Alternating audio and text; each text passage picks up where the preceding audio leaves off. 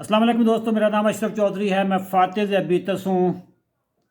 अल्लाह ताला का हुक्म है, या अय्युहल्लज़ीना आमनू कुतिबा अलैकुमुस्सियाम कमा कुतिबा अलल्लज़ीना मिन क़ब्लिकुम लअल्लकुम तत्तकून। ए ईमान वालो, तुम पर रोज़े फ़र्ज़ किए गए हैं। और ये जो अल्लाह ताला ने आपके ऊपर रोज़े फ़र्ज़ किए हैं, ये एहसान सिर्फ आप ही पे नहीं हुआ था। आपसे जो पहले कौमें गुजरी हैं उनके ऊपर भी अल्लाह ताला ने ये एहसान किया था। ये एहसान क्यों है? क्योंकि रोज़ों का मकसद है लअल्लकुम तत्तकून, ताकि आप मुत्तकी परहेजगार बनो और आपकी बॉडी डिटॉक्सिफाई हो, प्योरीफाई हो। रमज़ान की आमद आमद है। बहुत सारे लोग सवाल पूछते हैं कि रोज़े में, रमज़ान में सहरी में क्या खाया जाए और अफ्तारी में क्या खाया जाए। और ये सवाल बार बार अहले शुगर की तरफ से आ रहा है। वो लोग जो ज़ियाबीतस के मरीज़ हैं उनकी तरफ से ये सवाल बार बार आ रहा है कि सहरी में क्या खाया जाए और अफ्तारी में क्या खाया जाए। दोस्तों, कोई आम लोग हों, सेहतमंद लोग हों तो उनका तो कोई मसला ही नहीं, जो चाहें खाएं। प्रॉब्लम सारा उन लोगों का है जिनको शुगर थी। ये शुगर है। रोज़े में अगर कुछ खुराक ऐसी खाई जाए जो रिफाइंड कार्बोहाइड्रेट्स होंगे, उससे शुगर बढ़ जाएगी। अगर आप उसको मैच करने के लिए दवाई खाएंगे या इंसुलिन लगाएंगे तो शुगर कम हो जाएगी, सर में दर्द होना शुरू हो जाएगा। तो शुगर वालों का असल मसला यह है कि ना तो उनकी शुगर बढ़े, ना कम हो, ना डाउन हो, ना हाइपोग्लाइसीमिया में जाए और ना उनकी शुगर में स्पाइक आए। तो असल चैलेंज ये है। दोस्तों, पहले तो आपने ये जहन में रखना है कि जो अफ्तारी है इसको आपने नाश्ता समझना है और जो सहरी है ये आपका डिनर है। हम नाश्ता करते हैं ना, नाश्ते को इंग्लिश में क्या कहते हैं? ब्रेकफास्ट, यानी रोज़ा तोड़ लिया आपने। तो अफ्तारी क्या चीज़ है? ये भी रोज़ा खोल लिया, ब्रेकफास्ट। तो जब अफ्तारी आपका ब्रेकफास्ट है तो सहरी क्या हुआ? वो आपका डिनर है।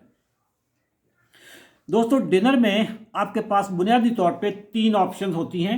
ये खाने में किसी चीज़ में भी 3 ऑप्शन होती हैं: कार्बोहाइड्रेट्स, फैट्स एंड प्रोटीन्स। अब आपने देखना ये है कि सबसे ज़्यादा शुगर किससे बढ़ती है।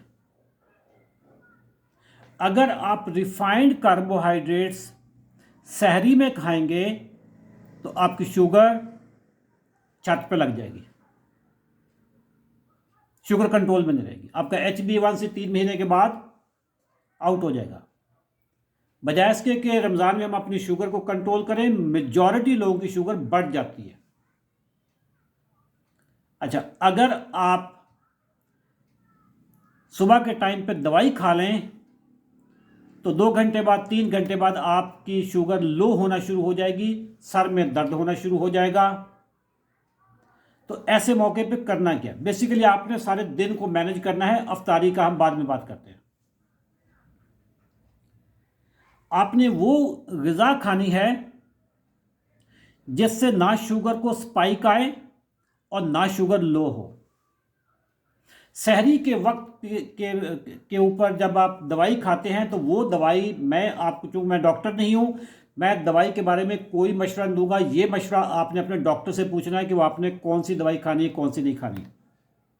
लेकिन मैं आपको ये बताने लगा हूँ कि कौन सी ग़िज़ा खाने से आपकी शुगर में स्पाइक भी नहीं आएगा और शुगर डाउन भी नहीं होगी, और वो है protein and fat based diet. Protein किस में होता है? तमाम गोश्त, fish, chicken, mutton, beef, organ meet, ये सारे प्रोटीन हैं। इसके अलावा बीन्स हैं, चने हैं, ये आपके प्रोटीन हैं। अंडा आपका प्रोटीन है। तो आपकी जो मेजर डाइट होगी वो प्रोटीन बेस्ड डाइट होगी। अगर आप प्रोटीन बेस्ड डाइट खाएंगे तो इससे आपकी शुगर में स्पाइक भी नहीं आएगी और शुगर लो भी नहीं होगी, और काफ़ी देर तक आपको इसकी एनर्जी मिलेगी। आपने एक लफ्ज़ XR सुना होगा, कुछ दवाइयों के ऊपर XR लिखा होता है। वो XR क्या होता है? Extended release. आपका जो गोश्त है बेसिकली ये XR फूड है, ये थोड़ी थोड़ी शुगर आपको काफ़ी देर तक देता रहता है। सुबह सहरी में 2 अंडों का ऑमलेट खाएं, भरपूर सब्जियां डालें, उसमें देसी घी में पकाएं, उसका ऑमलेट बनाएं। साथ में इतने से नट्स खाएं। नट्स में आपको हेल्दी फैट्स भी मिलते हैं और नट्स में आपको प्रोटीन भी मिलता है और नट्स में आपको कॉम्प्लेक्स कार्ब्स भी मिलते हैं। बादाम, अखरोट, काजू, पिस्ता, मूंगफली, ये सारी चीज़ें आप सहरी में खाएं। 2 अंडों का ऑमलेट खाएं और साथ में आप 1 या 2 शामी कबाब खाएं। अब आप सोच रहे होंगे कि आपको कार्बोहाइड्रेट्स कहाँ से मिलेंगे। जो आप नट्स खा रहे हैं उसमें कार्बोहाइड्रेट्स हैं और कॉम्प्लेक्स कार्बोहाइड्रेट्स हैं जो थोड़े थोड़े करके आपको काफ़ी देर तक रिलीज होते रहेंगे। साथ में आप दही भी खा सकते हैं, लेकिन दही में चीनी नहीं डालनी आपने। चाय पिए, कॉफ़ी पिए, जो भी आपने किया, ठीक है, और पानी आप पिए। और अब हम आते हैं, सारा दिन आपने गुजार लिया, रोज़ा खाने पीने का कंपटीशन नहीं है। रोज़ा वो रखें जो सुन्नत है। रोज़ा वो रखें जो हमारे आका आखिरी नबी हज़रत मोहम्मद सल्लल्लाहु अलैहि वसल्लम ने रखा था। रोज़ा वो रखें जो सहाबा कराम ने रखा था। ये खाने का मुकाबला नहीं है। ये महीना प्योरिफिकेशन का है, डिटॉक्सिफिकेशन का महीना है। वो लोग जिनको फैटी लिवर हुआ उनके लिए ये महीना ख़ास तौर पे ब्लेसिंग्स है। अगर आप 30 रोज़ों में अपने फैटी लिवर को ठीक नहीं कर सकते, फिर आप दुनिया जहान की दवाइयाँ खा लो, फिर कुछ नहीं होगा आपके। मायूस केस है। सहरी में अगर आप ब्राउन ब्रेड खाएंगे, वाइट ब्रेड खाएंगे, पराठे खाएंगे, बिरयानी खाएंगे, शुगर आपकी छत पे लग जाएगी। लेकिन अगर आप सब दवाई खाएंगे तो शुगर आपकी सुबह 9 बजे 10 बजे आपकी डाउन होना शुरू हो जाएगी। रोज़ा तोड़ना पड़ेगा। एक दवाई है, उसका नाम है सल्फोनल यूरिया।